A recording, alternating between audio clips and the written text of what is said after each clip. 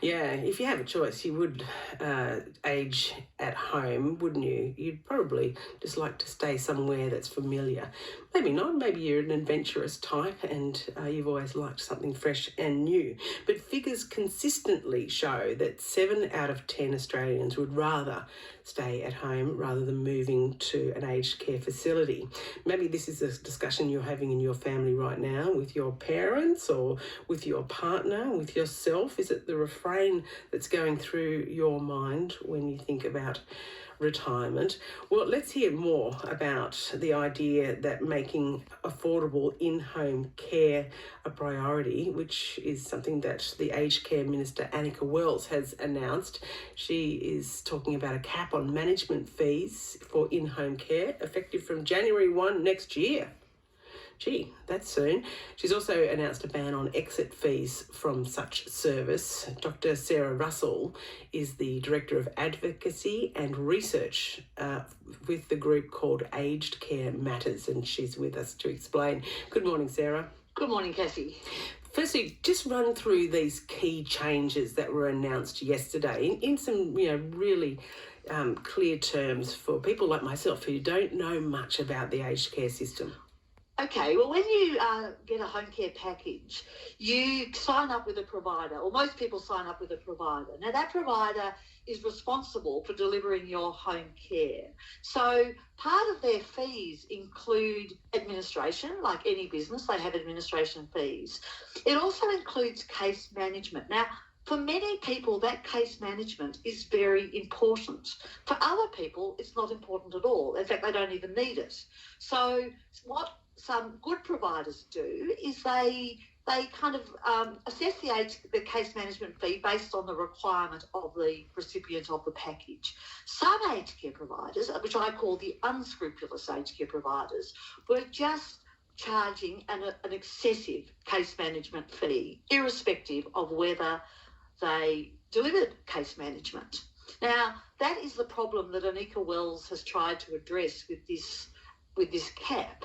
However, an unscrupulous provider will find a way around that, won't they? They will charge the maximum, but they'll also put excess fees onto other things in the package. So my advocacy over the last 5 or 6 years has been trying to get the unscrupulous providers out of the sector and let those providers who deliver good home care, who want to deliver good home care, to stay and thrive in the sector. Mm-hmm. Yes, and you can see with so much confusion and complexity and urgency often around having to find aged care, then you can really see how people just go, oh yes, and yes, we'll need that, and tick that box or agree to things.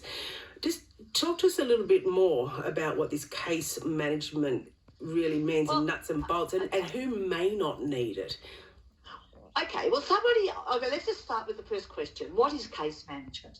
A case manager is someone who's either a registered nurse, an occupational therapist, a healthcare professional who is well trained to assess your needs. Now, a good case manager will assess your needs in partnership with you, your family, will try to address exactly what you need to receive to enable you to stay at home, not just stay at home, but stay at home happily and healthily and deliver the services and the support services that you need to do that. Now, that's what a case manager does. So the most important time for a case manager is probably at the beginning, but they also need to come in every 6 months or so to just see how you're travelling, because as you get older, your needs change, they become more complex, you may decline, you may need different services. So a case manager really should be coming in every 6 months to just assess how you're going.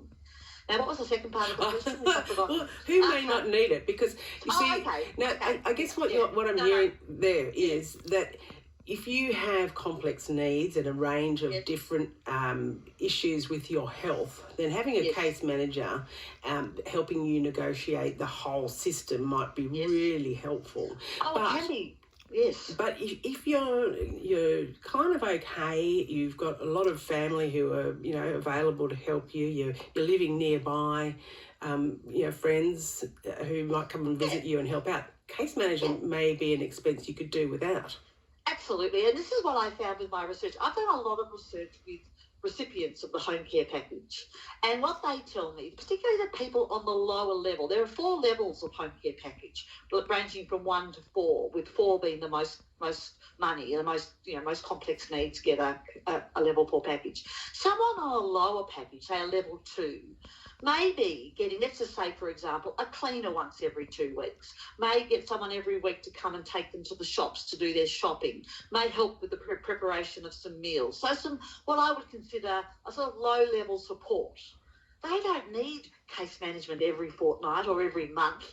And some of these providers were charging some up to $600 a month for a case manager. Who's got that? If you exactly. Well, the package, it was coming out of your package. It wasn't coming out of your bank account. Oh, okay. It was coming out of your package. So basically, I've been bold enough to say, because I'm an independent advocate, I'm not funded by anybody. I have been bold enough to call some of this rorting and some of this price gouging, because it really is. The Royal Commission found, and it's documented in their final report, that somebody on a level 4 package, which is $53,000 a year, was getting on average 8 hours and 45 minutes of care per week. Now that's a red flag. For $53,000 a year, you'd expect to have more care than that. Yeah, I'm just trying to do the maths. The maths is really high. I would like to get $53,000. It's a good hourly rate, is what you're saying. Yeah,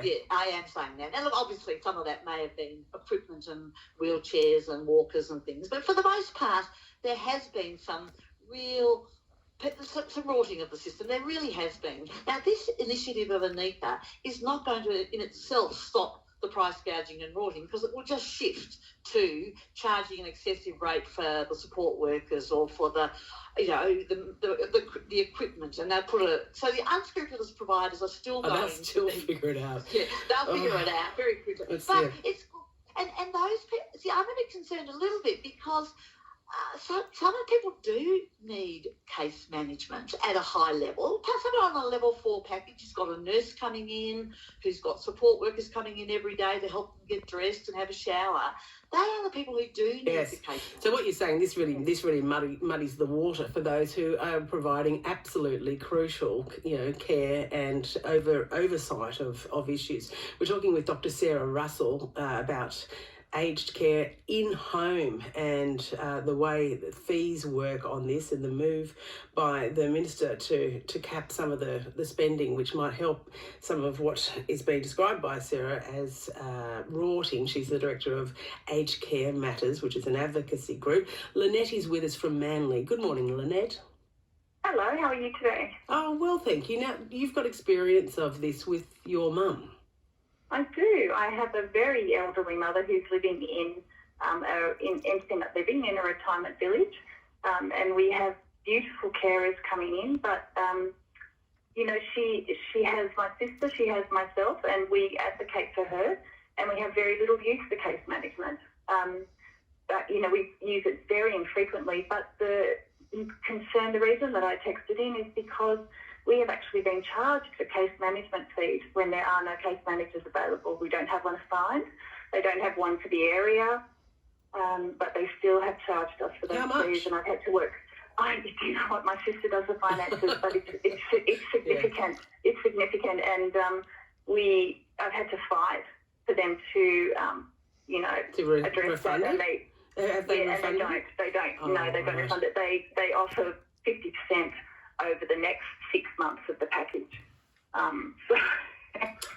It's disappointing. And I think that really it should be on the per service fee.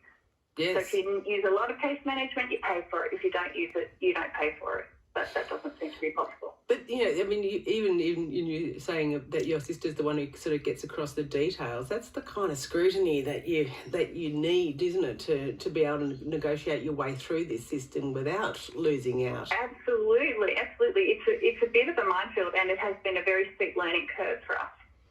Well, thank you for that, Lynette. Lynette's really describing exactly what we're talking about there. Let's hear from Greg, who is joining us as well. Good morning, Greg. Yes, good morning, Cassie. How are you? I'm well, thanks. Tell me where you're from. I don't know this place. I'm from Burraneer, which is Burraneer Bay. It's down by Cronulla. Oh right, it says Durraneer on the screen. I was thinking, oh, that's a new Sydney site. I haven't heard. Okay, Burraneer. Okay, now tell us about your dad. Okay, so my dad's 92 years of age. Currently, and he has been only just in the last 6 months put onto level 4, which is the maximum amount of care that you can get in the package. Now, he and our family are extremely happy with the way that it is conducted. We have a lady that comes in 7 days a week and takes care of his shopping and does a whole lot of other things for him. But I've got to say something. If it wasn't for a certain member of our family being actually involved in the aged care sector and employed by a company that helps people out, it is an absolute minefield to get even level 1. Yeah. Yes. So it is really tough. You got to understand the system from within, actually, to know how to get value out of it. Well, you know what? That is 100% true. The other point is a lot of people, and I've just got a good friend of mine who is going through that for his mother at the moment. He's basically thrown his arms in the air, and he's not a stupid person. He was a banker in his day, and the amount of information you've got to supply and the way that it's dealt with is just absolutely really, really tough for anyone that has got to actually approach it.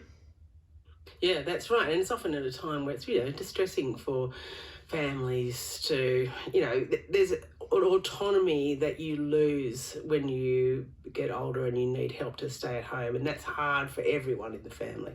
Yeah, look, I could just think now, my dad's 92 and he's still sharp. He's quite smart.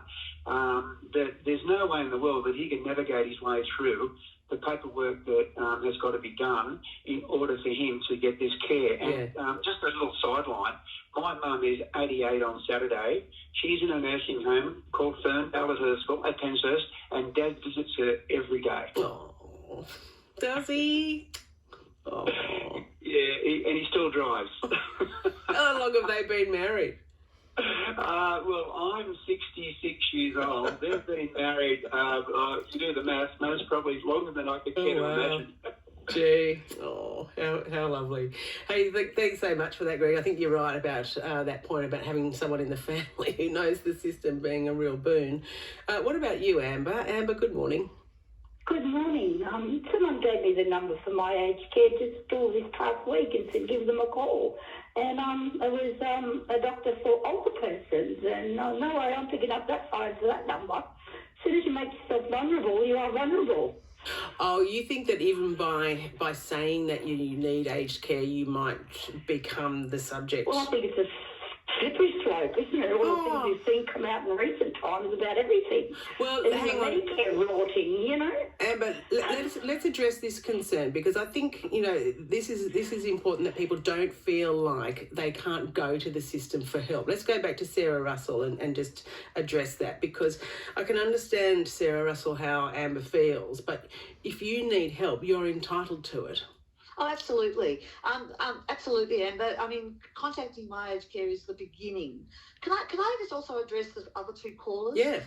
Lynette, one of the best kept secrets in this space is self-management. Now, if you've got a sister who's doing the financing and keeping track of all the records, and you've got family support, many people have successfully managed to self-manage. So you can take out the middleman, not completely, but certainly you get. I've helped people to get on to self-management who have gone from getting 8 hours a week of care to 25, 30 hours a week because they've taken out some of these costs. So that's something that some families can manage and some older people can manage themselves. But it is the best kept secret. The second thing is we never heard the word navigating the aged care system until recently. The Royal Commission's first report was called Navigating the Maze. I mean, that just describes the aged care system. Well, in the old days, we used to ring up our GP and say, Mum's having a bit of trouble. Can we get the local council to help us with some shopping and some cleaning or, just some basic care? And that's where it all started. Now you've got to navigate this very, very complex system. Yes. And that does discourage people from even forging ahead. They get the paperwork, they get the phone calls, they get this this complete, I was going to use a rude word. Overwhelm's a better word. And they get overwhelmed. And often they then need to hire someone. Although your second caller had a family member. But some people need to hire someone to help them navigate the So it's been more simple in the past, and somehow it's become really quite complicated. Let's hear from Judith, who's from the Northern Beaches. And I want to hear what you have to say, Judith, because you want to mount the case, really, the defence for case management. Yeah, hi. Look, it's not so much a defence. It's just,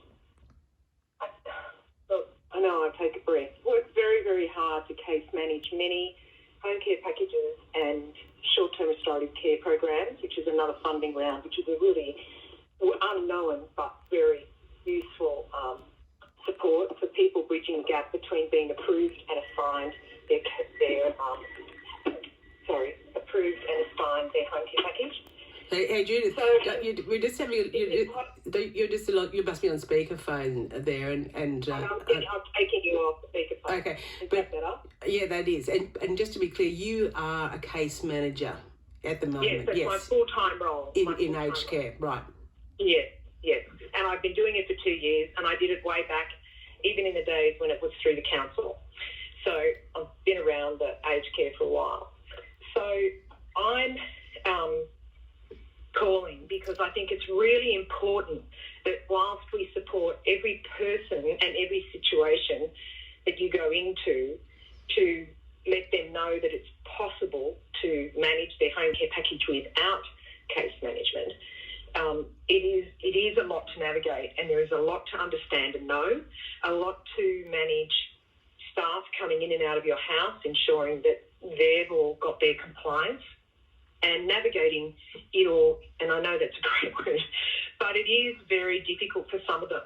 And a lot of them are on ones and twos when they are simply waiting to be assigned their threes and fours, and they just don't have the resources to be able to effectively enable them at home and do that and manage their caseload. It does come down to the structure and how those case management fees are transparent, what's involved, because it's not just providing them with a percentage of their home care package allowance, what comes out into case management. It's also important to consider that providers have different hourly rates. And it's important to know that your provider has got a flat hourly rate and isn't making up on the fact that they don't charge case management fees with a high hourly rate.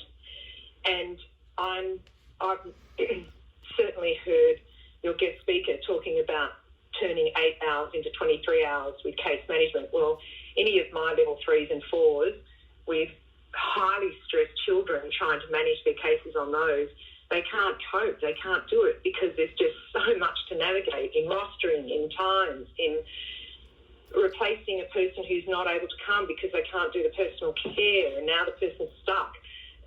It's an incredibly complex area, and there are a lot more different types of case managers other than allied health and clinically trained people. There are a lot of people that have just got fantastic logistic skills and fantastic management skills that come out of other roles and come into this role and assist the client to manage their home care package. Yeah, so, Judith, you sound like exactly the sort of person I would like to encounter if I was, having to work my way through this system. Can I ask you, is it rewarding work that you do as a case manager? It is, and I can't tell you how many lists of things I have to do a day. I'm negotiating every supplier from an electrician. I'm navigating occupational therapist recommendations for equipment to enable people at home. I support people in managing their budget on a weekly basis so that they can save up for a four-wheel walker or an electric power lift chair that will enable them to stay home.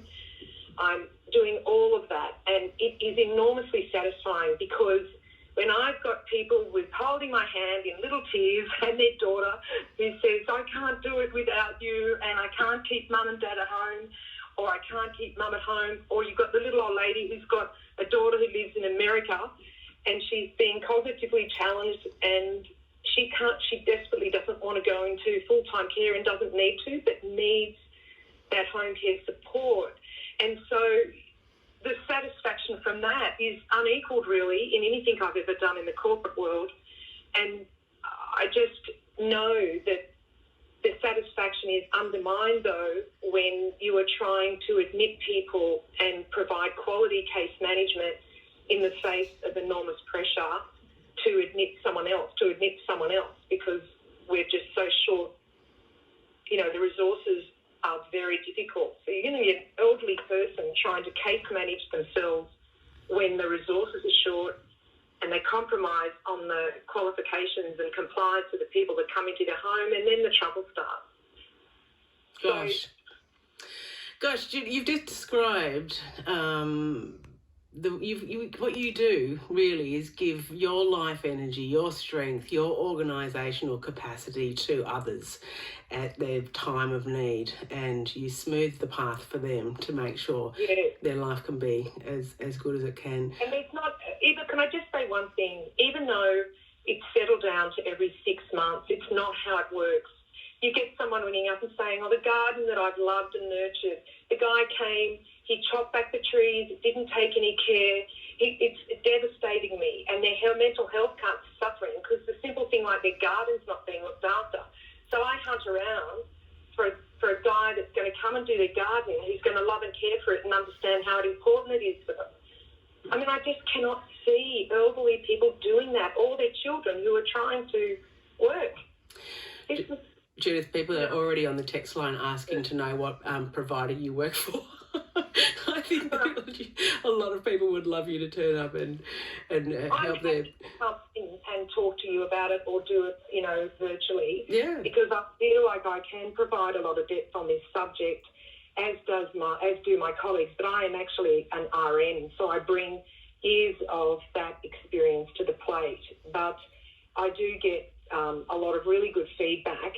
And I think it's about being well informed. And the first thing I say to clients when I admit them is, let's try to figure out what you don't know that you don't know. Yeah. And then I'll tell you what I know, and then we'll bridge that gap. And then we'll work from there.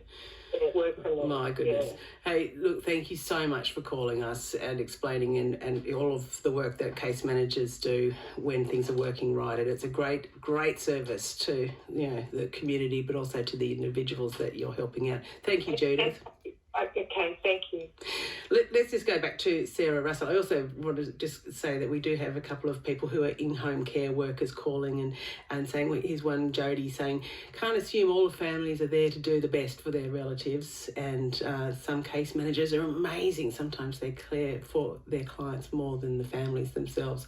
I'm sure you would see a bit of that, Jody. Yeah, thank you for that. Just back to you, Sarah. So if people want to find out where they get help, can you just briefly tell us where they might start? Oh, Sarah, we got Sarah there. I think we might have another gremlin in the house. Oh, there you are. Sorry, we lost you there, Sarah. Just back. Where do we get help? Oh, sorry, I was just talking to your producer. I was quickly, I think that's a fantastic story, that case manager who phoned in. But I would like her to perhaps have a consider this. One of the women I interviewed who self-managed was 92. She's raised a family, she's had a mortgage, and she has lived a full life. And she says, surely I can decide who is my gardener, who is my cleaner. I've got 1,000 people in the Facebook group who are recipients of home care packages who self-manage perfectly well. But not everybody can do it. I agree with that, but some can. So yes, not everyone's a little old lady who, and some of them can manage it in the way that they want it. Yes. And that's what we'd like to see more of. And maybe these measures by the Aged Care Minister, Annika Wells, announced yesterday may go some way towards making sure that happens. Thank you for talking with us, Sarah. You really opened up a conversation. Thank you. Sarah